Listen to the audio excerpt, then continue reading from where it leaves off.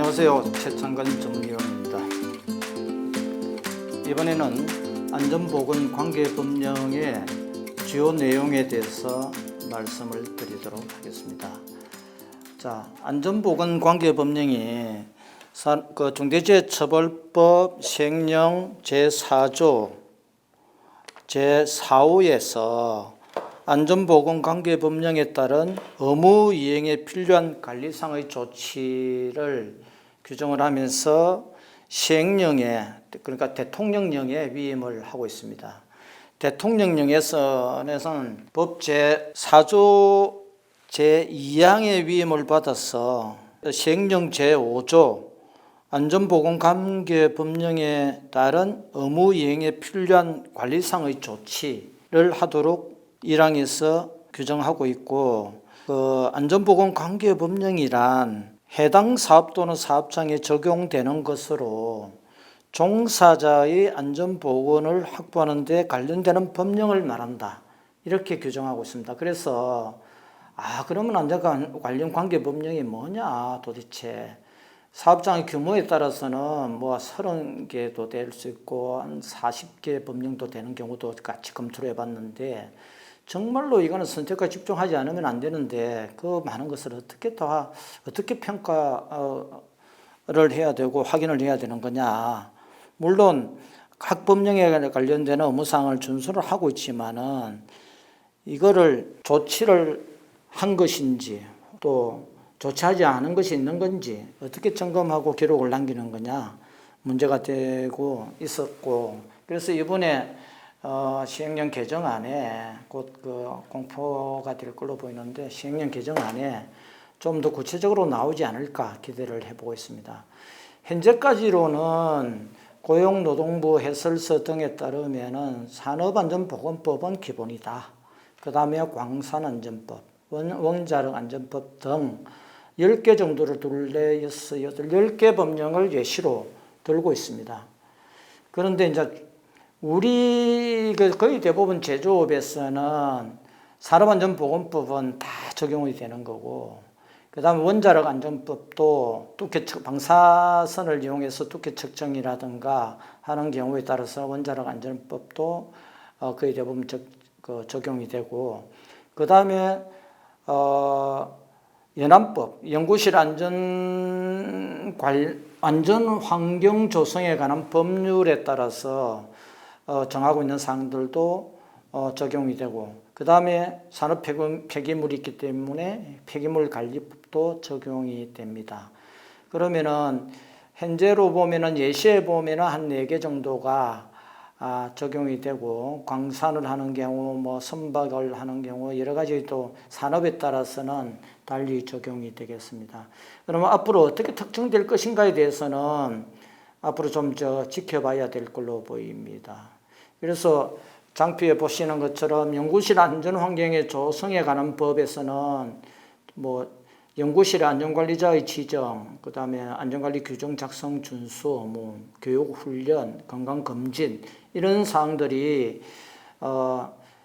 이행해야 되고 이행하고 있는지를 점검하고 또 필요하다면 조치를 할 의무가 있겠습니다.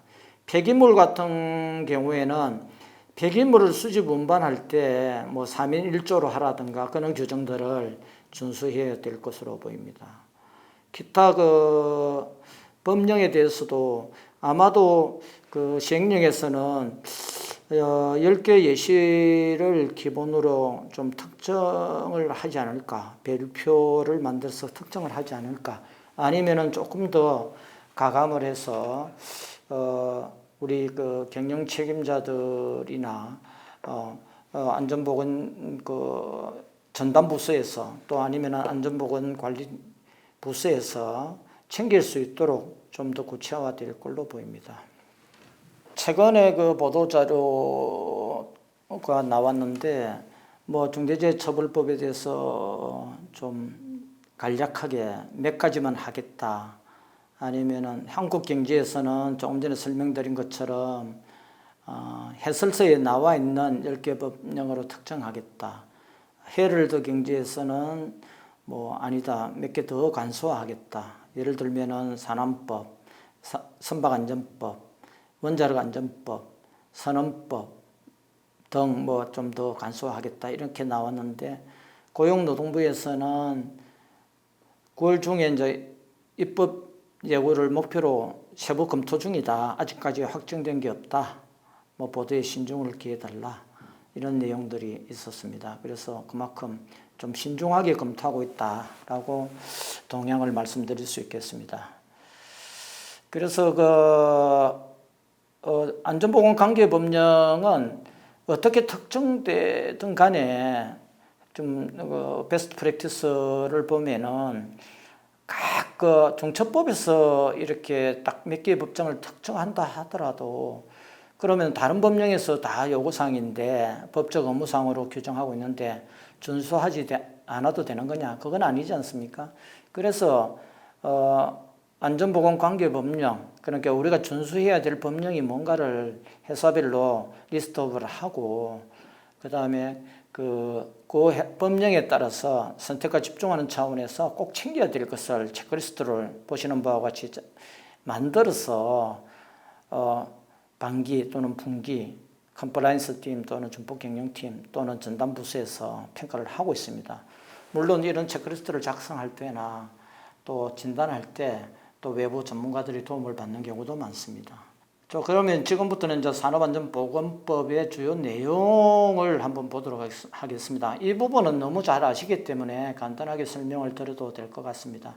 왜 산업안전보건법의 주요 내용을 조금 더 강조하냐면은 중대산업재해는 산업안전보건법에서 거의 대부분 아까 또 말씀드린 안전보건 기준에 관한 규칙에서 구체적으로 화학물질, 전기, 기계기구, 설비, 에너지, 작업 장소 구체적으로 기술적으로 규정을 하고 있기 때문에 산업안전보건법만 제대로 챙겨도 중대산업재해는 많이 예방할 수 있다.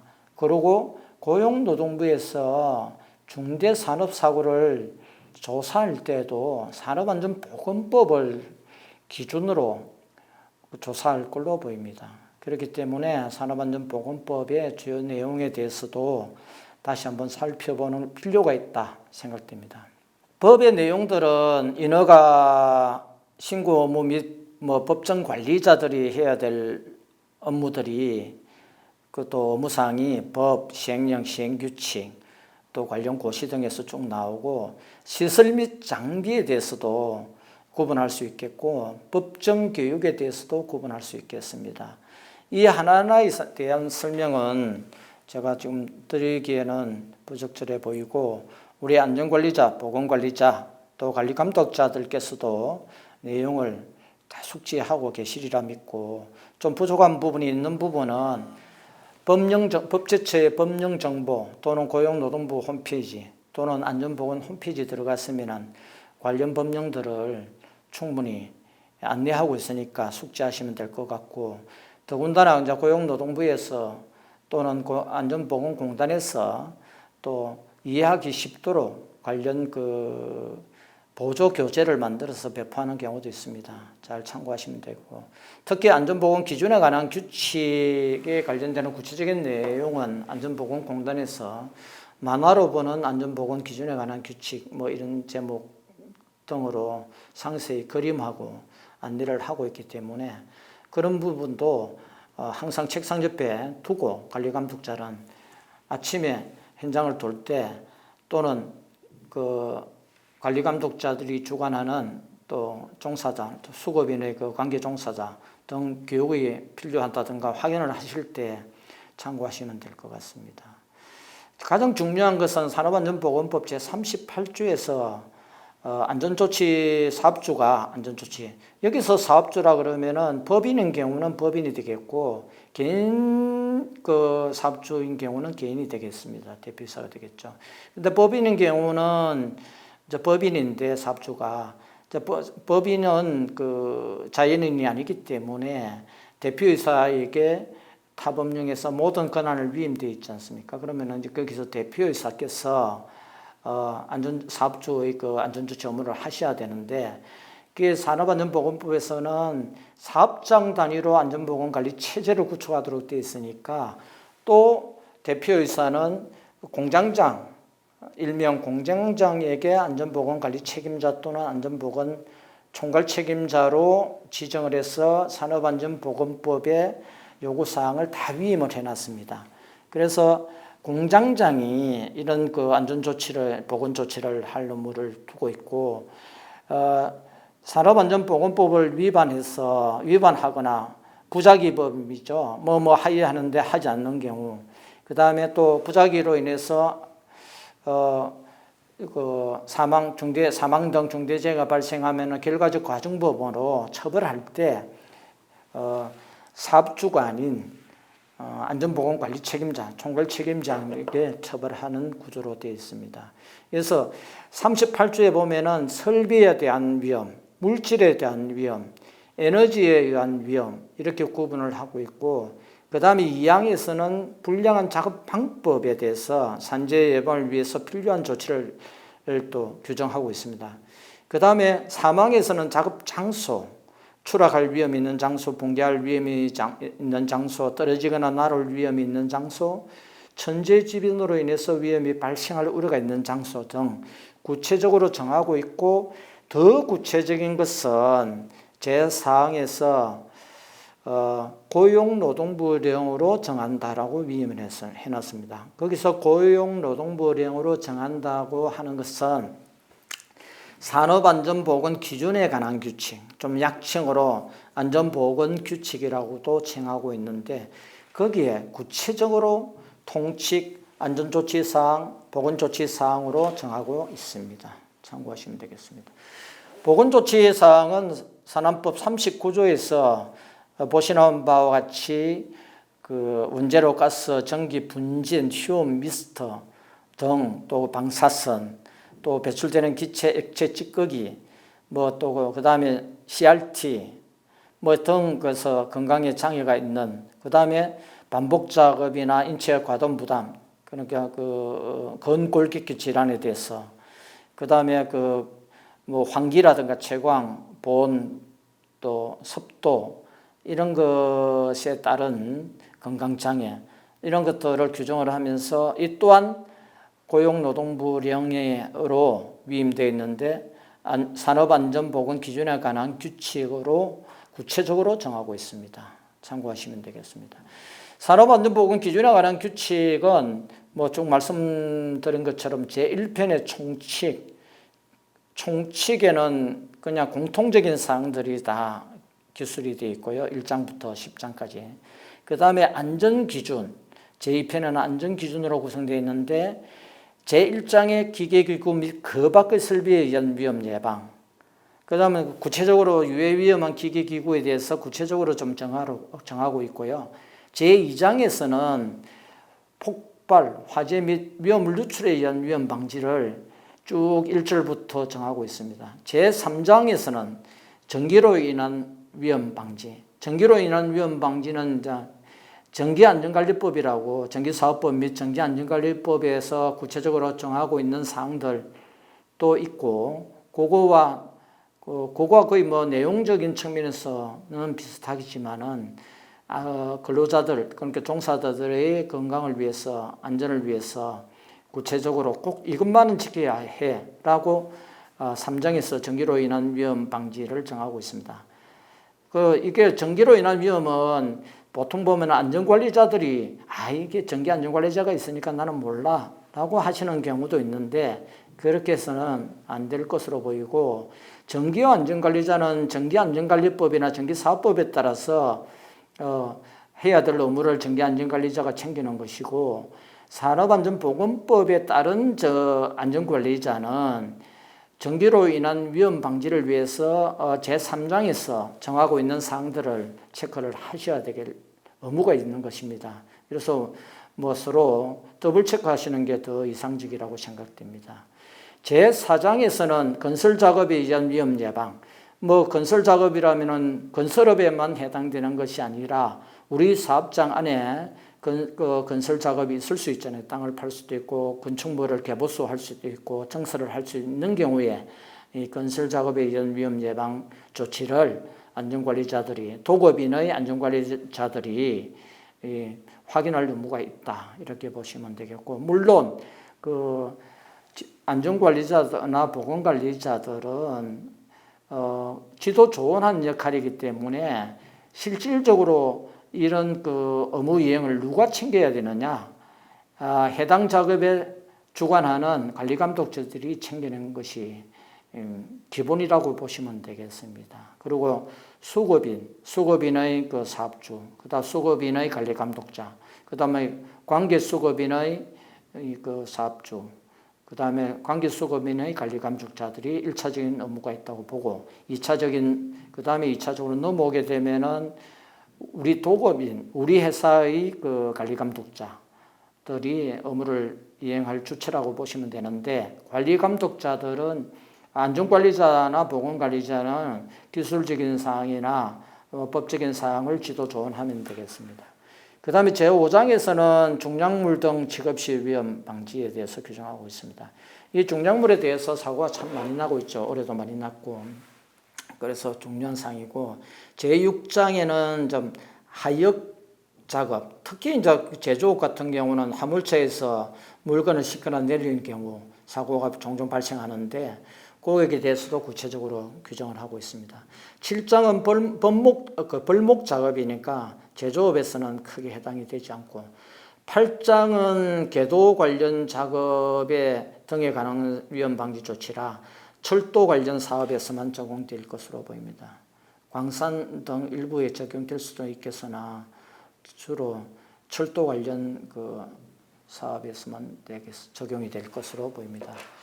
그 다음에 3편에서 이제 보건 기준에 대해서 구체적으로 정하고 있는데, 1장의 관리 대상 유해 물질의 건강장애 예방, 그 다음에 2장에서 허가 대상 물질, 회사에 허가 대상 물질이 있을 수도 있고 없을 수도 있는데, 그런 것들도 잘 화관법이나 합병법에서 충분히 아마도 파악이 되어 있고 관리를 하고 있을 걸로 보이는데, 그런 부분은 거의 대부분 환경팀에서 많이 좀 하고 있더라고요. 그래서 우리의 허가대상 물질이 있다 그러면은 그거를 정보로 공유를 해서 특별히 관리를 이렇게 해야 됩니다. 그 다음에 산업법에서 제3장에서는 금지 유해 물질에 의한 건강장애의 예방, 4장에서는 소음 및 진동, 소음은 이제 소음성 난청, 이게 참 문제가 되잖아요. 퇴직하고 나서 나는 직업병이다. 내가 그 사업장에서 시끄러워서 기가 잘 안 들린다. 이래서 뭐 문제가 되는 경우도 있는데, 퇴직 후에서 일을 재개하는 경우도 종종 있습니다. 그런 것을 염두에 두더라도 소음에 대해서는 특별히 관리할 필요가 있고, 그 다음에 제5장 이상기압에 의한 그 건강장애, 제6장 온도 습도, 특히 그 고온 냉열 작업, 이렇게 해서 재작년에도 일부 그 중대재해가 발생한 사례가 있었는데, 온도 습도에 의한 건강장애 예방, 그 다음에 7장 방사선에 의한 건강장애 예방. 이 방사선은 원자력 안전관리법에도 규정을 하고 있고, 산업법에서 내용도 좀 구체적으로 최소한의 요구 조건은 정리되어 있으니까, 적시하고 있으니까 관리할 필요가 있고, 구체적으로 좀 더 깊이 있게는 원자력 안전관리법을 참고하시면 되겠습니다. 그 다음 8장 병원 같은 경우는 병원체에 의한 건강장애 예방도 관련되고, 제9장 분진에 의한 건강장애, 제10장 밀폐공간, 이건 또 약방위 감초처럼 그 제조업이나 일반 사업장이나 밀폐공간이 다 있기 때문에, 거의 대부분 있기 때문에 밀폐공간에 대한 그 규정하고 있는 사항들을 잘 챙겨야 되겠고, 제11장 사무실에서 건강장애, 그래서 사무실에도 위험성 평가를 하라고 말씀을 드렸는데 참고하시면 되겠고, 제12장에서 근골격계 부담 작업, 법에서 요구하는 사항, 그 다음에 제4편에 가면은 이제 특수형태 근로자라 그러면은 뭐 배달 종사자, 그 다음에 뭐 골프장 캐디, 그 다음에 뭐 보험 그 수집원들, 보험 관련 관계 업무를 하시는 사람, 그 다음에 학습지 교사들, 뭐 이런 부분이 되겠습니다. 그래서 안전보건 기준에 관한 규칙이 너무 폭이 넓고 분야도 다양하고 전문적이고 기술적이라, 제가 사업장 가서 인터뷰나 좀 사업장 둘러보고 또 아니면은 지도 조언을 드릴 때 이렇게 산업안전보건 기준에 관한 규칙을 제대로 이해하고 이행하시는 분들이 많지는 않습니다. 그래서 대략적으로 깊이에 따라서는 자의적인 해석으로 잘 준수하고 있다고 평가를 하시는데 깊이 들여다보면은 잘못 알고 있는 경우도 많이 있어서 그런 부분은 바로 잡아주는 경우도 있는데 좀 더 깊이 있게 공부하실 필요가 있습니다. 그래서 안전관리자, 보건관리자들이 특히 공부를 하시고 감독자들이나 관리 책임자들께 지도 조언을 해주시면은 더 좋은 사업장이 될 걸로 보입니다. 그 다음에 원자력 안전관리법에서도 좀 의무를 좀 나열을 하고 있는데 원자력 안전법이죠. 관리법이 아니고 원자력 안전법은 이렇게 그 두께 측정이라든가 그 용접불을 비파기 검사한다든가 RT 비파기 검사한다든가 하는 경우에도 해당이 됩니다. 그다음에 원자력 방사선을 이용해서 뭐 의료기기를 다룰 때도 해당이 될 것이고, 그래서 원자로를 만든다든가 우리 그 원자력 발전소 같은 경우는 뭐 여러 가지 또 시설에 따라 원자로에 따른 그 의무 주체가 될 걸로 보이는데 일반적으로 제조업에서는 그렇게 해당되는 조항이 많지는 않는 걸로 보입니다. 그래서 방사선 안전관리자들이 해야 될 업무, 그 다음에 등록을 해야 되고 허가를 받아야 되고 검사를 받아야 될 업무, 그 검사는 시설검사, 정기검사, 생산검사로 되어 있고 그 다음에 법적인 서류를 기록하고 보존할 업무, 이런 것들이 되어 있고 그 다음에 방사선 종사자들에 대해서 교육을 받아야 되고 그 다음에 그 관리자들도 교육을 받아야 되고 이런 사항들이 원자력 안전법에서 정하고 있고, 아까 말씀드린 방사선에 관련해서는 안전보건 기준에 관한 규칙에서도 일부 정하고 있다는 점도 감안해서 관리를 하시면 될 것 같습니다. 교육훈련 부분은 잠깐 말씀드렸습니다만 의무로는 그 방사선 작업 종사자, 그래서 피폭되는지 패치를 달고 패치를 가지고 주기적으로 피폭 여부를 확인하는 그런 것들도 법으로 요구하고 있고, 방사선 관리구역에 출입하는 사람에게는 별도로 정하는 바에 따라서 교육을 받도록 되어 있습니다. 방사선 작업 종사자, 그 다음에 수시 출입자, 관리구역 출입자 등 해서 구체적으로 대통령령에서 정하고 있습니다. 그 다음에 그 관리자들에 대해서는 보수교육을 법으로 정하고 있습니다. 선박안전법은 선박을 건조하거나 운영하거나 시운전을 하거나 하는 경우에 해당될 걸로 보여서 이 부분은 관련되시는 분들만 특별히 주의 깊게 살펴보시면 되겠습니다. 폐기물관리법도 물론 폐기물관리법은 우리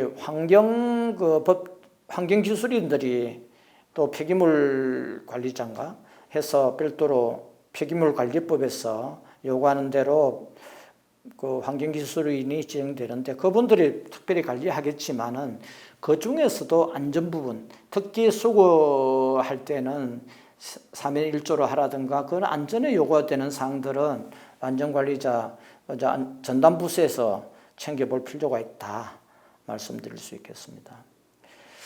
자, 지금까지 간단하게 안전보건관계법령에 대해서 내용들을 살펴봤는데 왜 간단하게 말씀드릴 수밖에 없냐 그러면은 아직까지는 아까 모두에 말씀드렸습니다만 안전보건관계법령을 좀 특정을 하고 있다.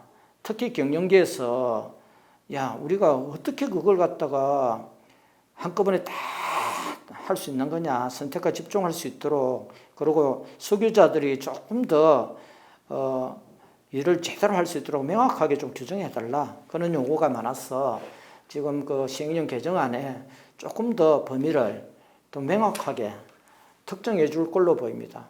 그렇게 하는 취지는 그 중대재해처벌법에서 안 챙기더라도 어차피 사업 또는 사업장에서 관련 법령에 따라서 준수할 의무가 있기 때문에 중대재해처벌법에서는 선택과 집중 차원에서 중대산업재해로 또 예방하고 중대시민재해를 예방하기 위해서 특별히 챙겨야 될 법령만 대해서는 특별히 규정을 하고 관리할 필요가 있다는 차원에서 조금 더 명확하게 규정될 걸로 보이기 때문에 그게 특정이 되고 법령이 이제 그 공포가 될 시점에 좀 더 깊이 있게 한번 살펴보는 게 좋을 것 같아 간단하게 말씀드렸습니다. 감사합니다.